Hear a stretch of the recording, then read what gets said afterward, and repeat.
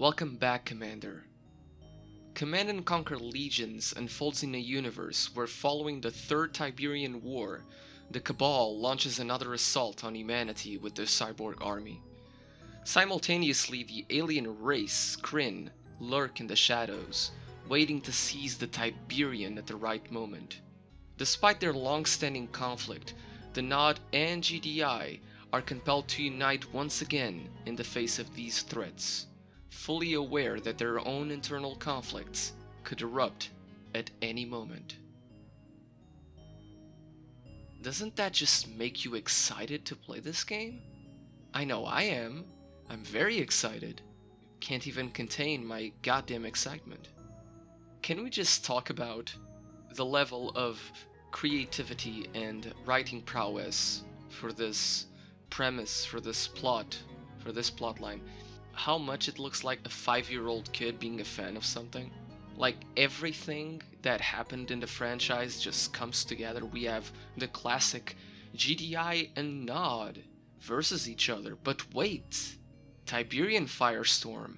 You know, the Firestorm crisis. Cabal betrays them both, so they must unite to fight them, bringing a conflict to a whole new level. But imagine that the Kryn also return at the same time to make things even worse because they want revenge on humanity. You know, Overlord said, prepare a full invasion force. Earth will fall. Do you remember that, kids? Because EA does. And they're all coming back for Command and Conquer Legions, the latest entry in the Command and Conquer franchise. We are giving you what you want, Command and Conquer fans. Are you entertained yet? No, EA. We're not. We are not entertained. In 2027, 4 years from now, Tiberian Wars will be 20 years old. And in 2028, Kane's Wrath will be 20 years old. 20 years since the last great Command and Conquer game. Now I know, in 2008 as well, there was Red Alert 3. And although it is a good game, it's inferior to Kane's Wrath in my opinion. It has the Command and Conquer formula, but restricted.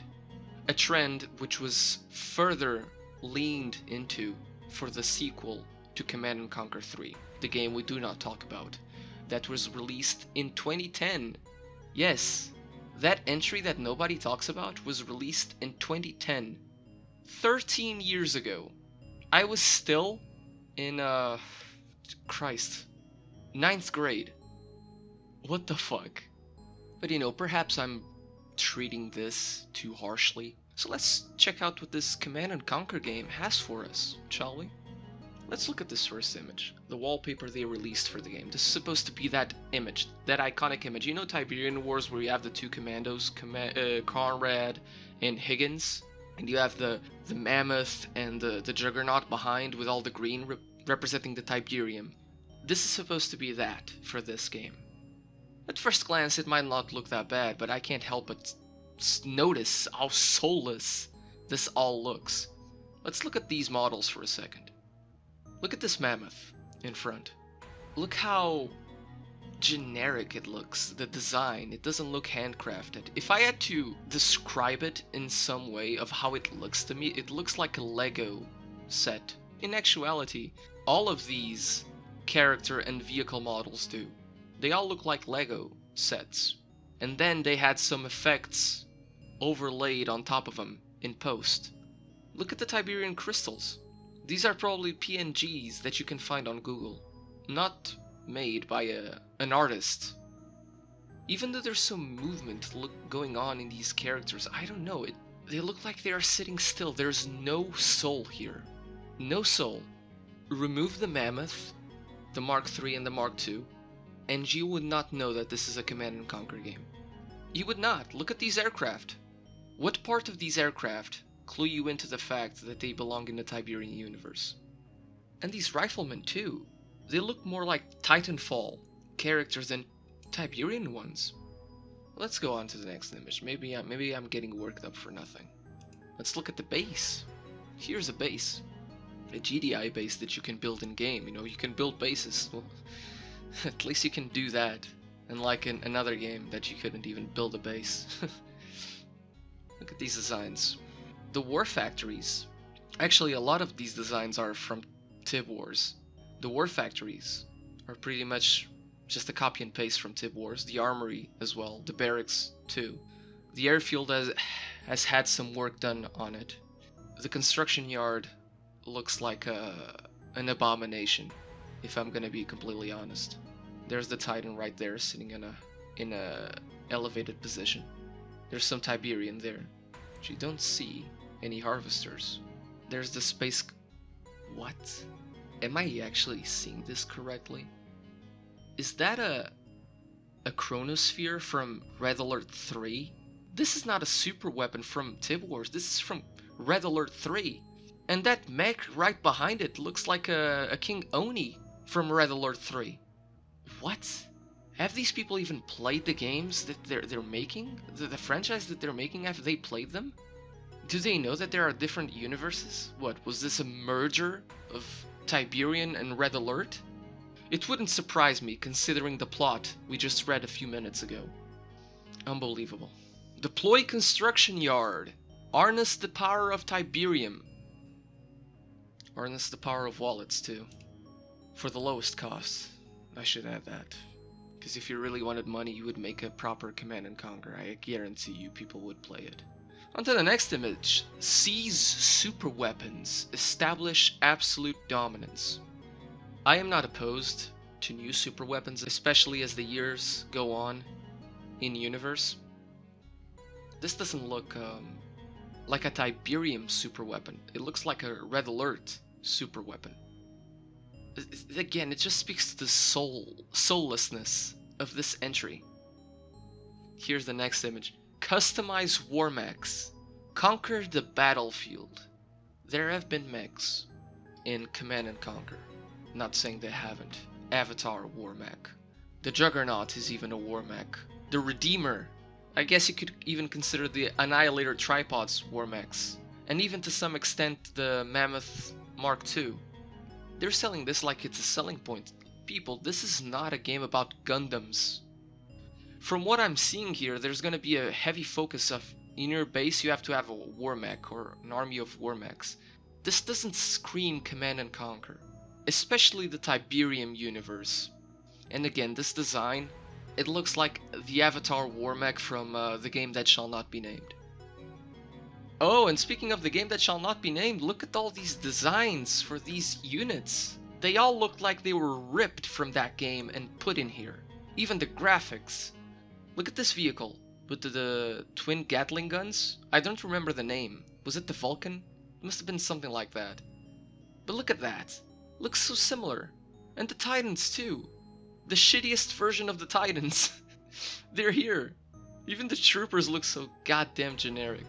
It might look like I'm just hating for the sake of hating, but I was not a fan of how they chose the designs for the game that shall not be named. I wasn't a fan. Didn't look Command and Conquer, it looked like a generic sci-fi game. And the Nod units are even worse too. Look at those bikes, look how trash that looks. The rocket pods are bigger than the bike itself. You could swap the colors, and these units would almost fit on the other side of the conflict. They would probably look right at home in the other faction. Let's go to the last screenshot they gave us. Well, first off, I'd like to point out that they misspelled heroes. Not that they're familiar with that concept, but it speaks volumes that they had as much effort put into this game as I did for my fucking thumbnail. No war she has on the shirts while she is fighting 3 factions, because I'm assuming she's part of GDI because of all the banners in the background. Which, speaking of, remove these banners and you would not know that this is a screenshot from a Command and Conquer game. You would not. This looks like Apex or Valorant or even Overwatch. No immersion whatsoever. Instead of having for GDI, instead of having an officer dressed in a uniform or a combat fatigue, or even having, from Nod, an insurgent from a yellow zone covered in rags, all torn up, and his face masked up because he wants to remain anonymous. No, let's not have that. Let's have this. And this speaks to a higher problem in modern games, which is that in military shooters, in places where this kind of customization would not fit, when it is there, it just ruins the immersion. Like, it takes you out of it. I can't look at this screenshot and be immersed into the Tiberium universe. It just doesn't look that way. This would look right at home in Apex. Besides, this is not a uniform that GDI would use. Not after the Third Tiberian War, where supposedly the contamination of Tiberium is getting even worse than it was before. She would at least be using a full uniform with a mask on and a helmet to close her off, to protect her from the elements. Not like this. This looks like a shitty cosplay, I'm sorry. And it looks like there's gonna be a big focus on heroes. How about classes?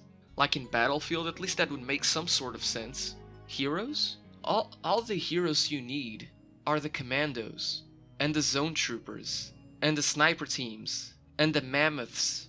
All those cool ass units that would save your life in a battle that you had no chance.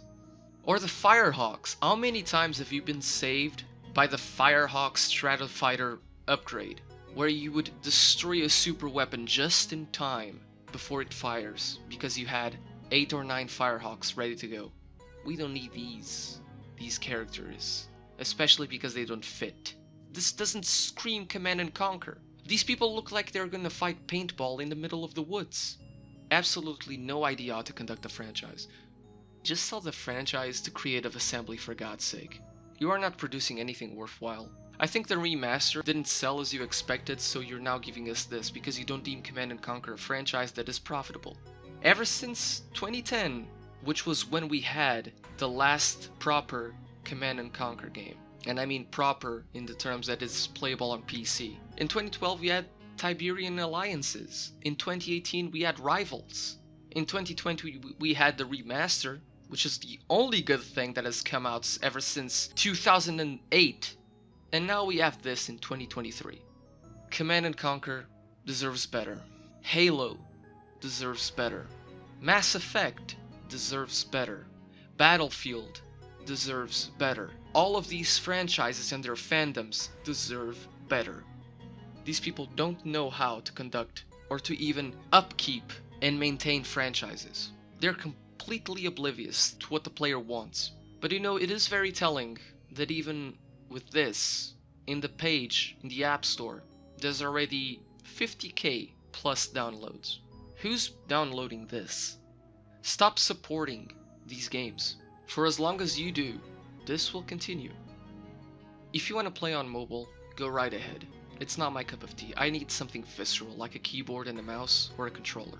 I only use my phone for communications and some apps that I need to use, like YouTube. That's the only entertainment I will have. I don't like playing mobile games because they feel like they're a half-assed gaming experience. Because they are. Even the best cannot stand up to proper games. Command & Conquer does not belong on mobile. And this is a perfect example of the disregard for everything that came before.